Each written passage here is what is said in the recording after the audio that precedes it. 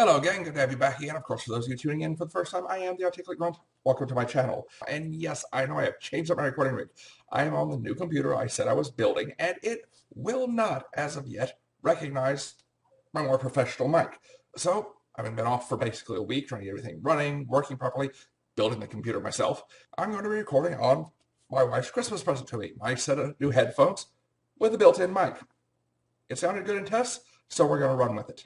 Now, first thing, the 3 abatements I mentioned in a previous video all passed, but that was to be expected. There really wasn't anything legally that City Council could do to deny them due to the way the law and regulation was set up by the state. It sucks. A couple City Council members voted against them anyway, just symbolic votes, because couldn't really stop them without making the city liable for a lawsuit. So, that'll be costing the city about $65,000 a year going towards their education funds. The one-time allotment of $4.1 million that was excess left over from projects that came in under budget over the last couple of years did pass to be allotted for the police department for new vehicles, equipment, and possibly body cameras for our officers. However, the special amendment to redirect about $400,000 of that specifically for the hiring and training of a new traffic squad, vehicles, training, equipment, everything for the 4 officers did not pass. The money was kept in the larger fund because really no one wanted to put the police department in a situation where come a year, 2 years down the line, they're going to have to find a way to pay the officers that got funded now because there wouldn't be funding in the future. Personally, I find that to be a good thing. On another note involving our Springfield Police Department that I didn't necessarily like as much, many of us know that the City of Springfield has cruising laws. Well, the regulation and authority to determine which streets are restricted to cruising and that kind of activity was taken away from the police chief and the police department and has now been reallocated over to the city council. So, for any street that needs to come off the cruising ban listing or go on to the cruising ban listing now has to go through city council, get voted on and approved rather than being appointed or taken off by the Springfield Police Department, police chief, and city manager. Monday, January the 26th, Springfield City Council meeting, there was a large referendum speech and presentation regarding the city of Springfield's breed-specific regulation and laws towards pit bulls. Now, the thing of it is, I want to use some of this as a perfect example to present 5 basic things everyone should think of when going and presenting to any large body, and things I've observed over the last year and a half, and saw every one of them repeated again last night, the good and the bad. First point, dress your best, dress to impress. Don't show up looking and smelling like you've just come in from a day of dumpster diving. While that can be fun and necessary for some folks, it's not how you want to go before a governmental body to make a presentation. Some people showed up and were dressed fabulously, were dressed properly, looked good, smelled good, they did a good job. Others looked like they just came from a day of dumpster diving or working in the sewers. Now, I know, city council members know, everybody understands. Not everybody can, afford a suit and tie. Not everybody has those kind of things.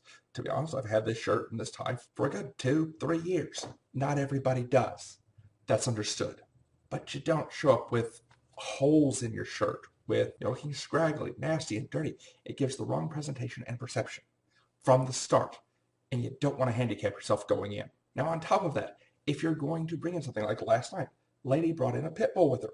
Great, beautifully behaved animal, did wonderfully, gorgeous dog. But she had a desert camouflage jacket on him with a pair of corporal stripes, U.S. Army, a name tag, and a ranger tab. One, while showing that, yes, the dog was well behaved, it still distracts from you from the point you're trying to make.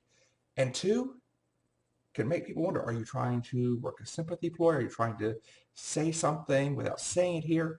If you're going to bring in something like, in that case, a dog wearing military attire, she needed to introduce it.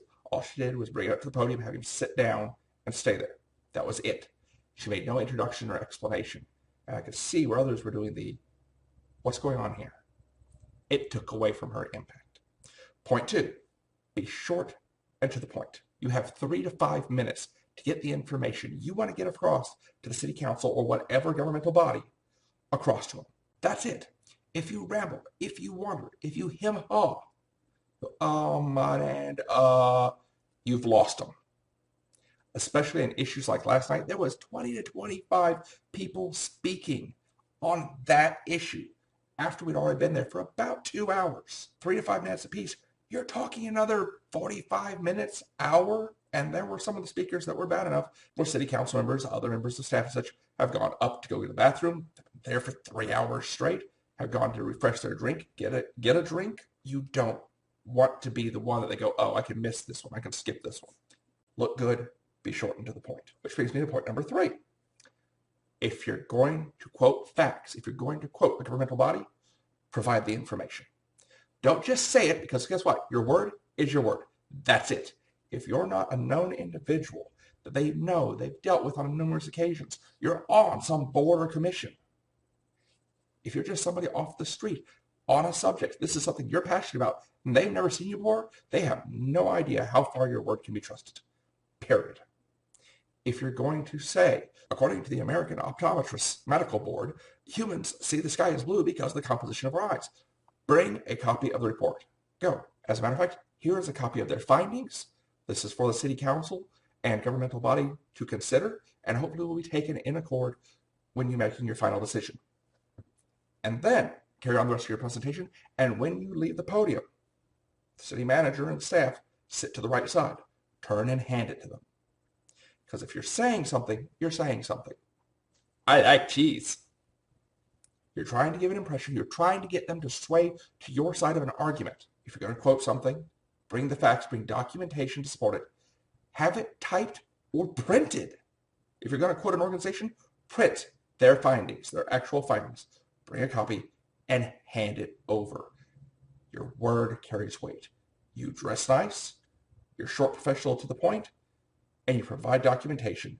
You have just outweighed, outperformed others, putting yourself in the top 1 to 2% of those who come in and present. That was one thing that was kind of sad with the Pitbull presentation. Nobody handed any facts or information over for consideration. Everybody quoted lots of stuff. Nobody handed anything over. Which brings us to point number 4. Be courteous and professional. Now, fortunately, I didn't see it real bad per se with the Pitbull group, but I've seen it before. Do not belittle or insult the mayor, the city council, the city manager, and staff. You have just lost them. You have shown a hostile, non-professional level to where they don't care. Well, they may care, but in general, if you go walking up to people that you're trying to present something to and go, hey, you dumb stumps, you retarded bunch of idiots, guess what? You messed up on this. Are they really going to listen? And I've seen about that before, including somebody using the word retarded, which is why I used it. Now, there was one minor instance similar to that last night. The mayor tried to crack a joke to liven things up a bit, talking about his email being spammed, saying he'd gotten 200 carbon copy emails, and a gentleman in the bleachers sat up and said, no, I only sent you 83. You only sent 83. Somebody else may have sent 52.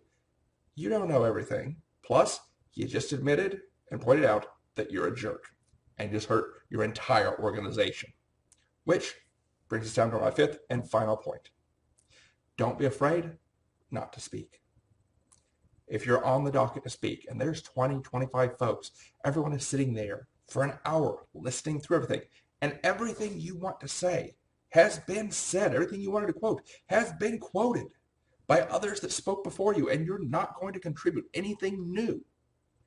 You don't need to speak just to add your weight to the conversation. Those benches are normally 3/4 empty. When a major issue comes up, if you have people show up, like showed up Monday the 26th, where there's standing room only in the back, that lends weight to your argument and your position. If a dozen other people have already said what you're going to say, when you're called upon, don't be afraid to stand up in virtually any organization, any kind of mass presentation, and say, I'm sorry, my points have already been made, my facts have already been presented for your consideration. I don't need to speak. Thank you for your time. And sit back down where you're at. It will be appreciated and earn you brownie points and help counter some of the idiots that may have gone before you and messed things up. There, everything being said, quick review. 1, dress your best, be clean. 2, be short and to the point. 3, if you're going to quote facts or organizations, provide copies of it to reinforce and add weight to what you're presenting. 4, be courteous, professional, and polite. And 5, if it's already been covered and you don't need to speak, if you're not going to add anything to the argument by speaking, don't be afraid to stand up and say, I don't need to speak. My information has already been covered, but thank you for the opportunity. Sit back down, and if you've brought printed facts and information, give them to the city staff afterwards. Take care. I am the Articulate Grunt, and I will catch you next time. Till then, out from here. Bye.